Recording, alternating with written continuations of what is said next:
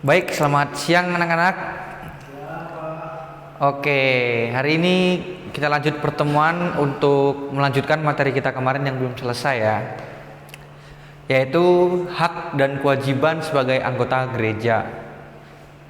Ada yang masih ingat tentang materi hak dan kewajiban kita sebagai anggota gereja? Pada lupa ya? Oke, mungkin kita ulang di pertemuan kali ini. Untuk mengingat kembali tujuan pembelajaran kita di minggu lalu, yaitu kita dituntut untuk mampu memahami ajaran gereja dan kitab suci. Sebagai umat Kristiani, kita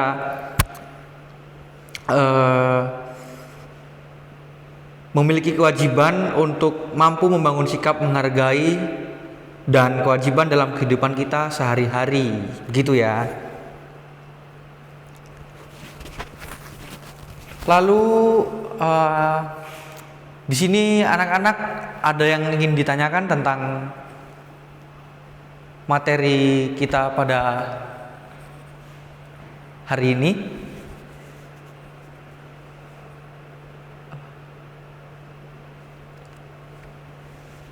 Oh ya, dari materi ini kita ada 3 pertanyaan ya, mungkin yang bisa membantu anak-anak untuk memancing memancing anak-anak untuk bertanya tentang materi ini gitu ya. Jadi pertanyaan pertama, apa itu kewajiban gereja? Yang kedua, apa itu hak gereja? Dan yang ketiga, bagaimana cara melaksanakannya?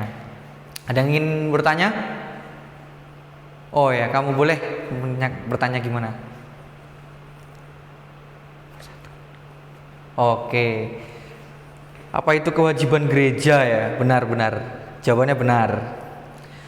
Jadi kewajiban gereja itu adalah hidup sesuai dengan hukum umat Kristiani, yaitu hukum kasih. Jadi kita dituntut untuk hidup sesuai dengan hukum kita, yaitu hukum kasih, begitu ya. Dan juga hidup menurut ajaran gereja Katolik yang tertuang dalam 5 perintah gereja.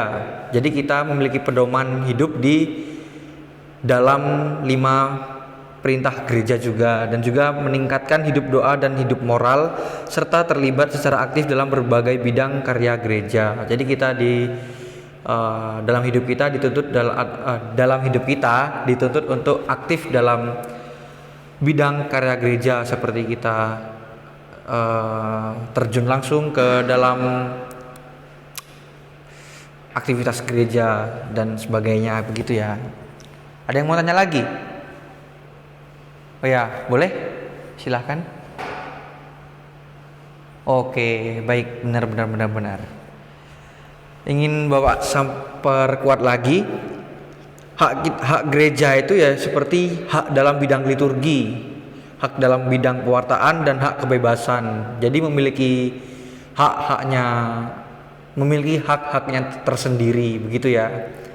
Ada yang mau bertanya lagi? Mungkin satu lagi? Oh, oke. Cara melaksanakannya yaitu kita kewajiban dan hak anggota gereja dalam melaksanakan kewajiban sebagai anggota gereja, kita harus melakukan dengan penuh sukacita dan tanpa merasa terpaksa. Jadi semua yang kita lakukan sebagai tanggung jawab atau hak kita dalam gereja itu harus dilakukan dengan ikhlas gitu ya. Jadi kita tidak boleh untuk menuntut satu apapun dari apa yang kita lakukan untuk gereja, begitu. Dan juga segala sesuatu yang dilakukan dengan sukacita akan mendatangkan kebahagiaan. Sebaliknya, jika kewajiban dilakukan dengan terpaksa, maka akan menjadi beban bagi yang bersangkutan.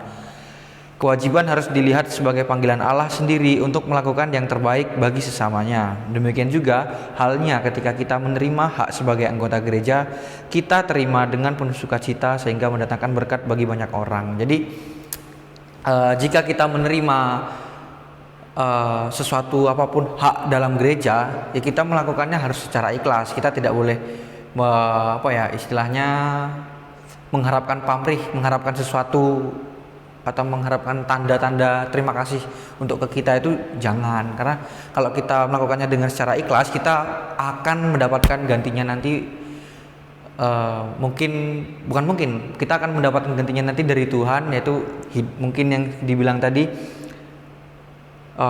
mendatangkan berkat bagi banyak orang maupun di sekitar kita begitu.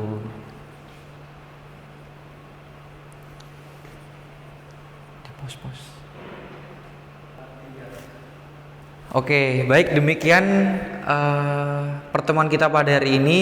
Tetapi sebelum kita akhiri, ada sedikit tugas pribadi untuk anak-anak sekalian dikumpulkan di minggu depan ya, di pertemuan selanjutnya. Itu yang pertama, silakan dicatat ya. Yang pertama yaitu sebutkan jenis-jenis kegiatan yang Anda ikuti di gereja dan jelaskan, seperti yang ada di PPT. Dan juga ceritakanlah pengalaman Anda di gereja, begitu. Ada yang mau ditanyakan lagi? Tidak ada ya? Oke, baik. Mungkin pertemuan kita pada hari ini cukup sekian. Bapak akhiri. Selamat sore. Terima kasih ya.